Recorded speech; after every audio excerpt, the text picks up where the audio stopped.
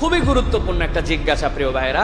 আমরা জানাজায় যে শরীক হই, 4টা তাকবীর জানাজাতে ফরজ, এটা মনে রাখতে হবে। তাকবীর কয়টা ফরজ? 4টা।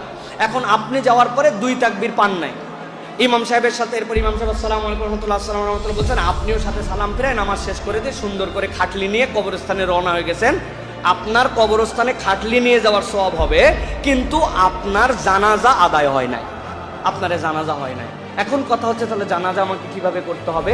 জানাজার সালাতে কেউ যদি মাসবুক হয়, তাহলে তার বিধান হচ্ছে, ইমাম সাহেব যখন সালাম ফিরাবেন, আপনি ইমাম সাহেবের সাথে সালাম ফিরাবেন না, না ফিরিয়ে যেই কয়টা আপনি তাকবীর পান নাই, শুধুমাত্র ওই তাকবীরগুলি আপনি পাঠ করবেন। ওই তাকবীরের পরে আপনার ফাতিহা অথবা আপনার দরুদ শরীফ এটা পড়তে হবে না। ধরেন আপনি প্রথম 2 তাকবীর পান নাই, ইমাম সাহেবের সাথে বাকি 2 তাকবীর পাইছেন, আল্লাহু আকবার, আল্লাহু আকবার, আসসালামু আলাইকুম রাহমাতুল্লাহ, আসসালামু আলাইকুম। ইমাম সাহেব সালাম ফিরাইছে, আপনি দাঁড়ায় আছেন, আপনি দাঁড়ায়া এরপরে আপনি বলবেন আল্লাহু আকবার, আল্লাহু আকবার, আসসালামু আলাইকুম রহমতুল্লাহ, আসসালামু আলাইকুম রহমতুল্লাহ।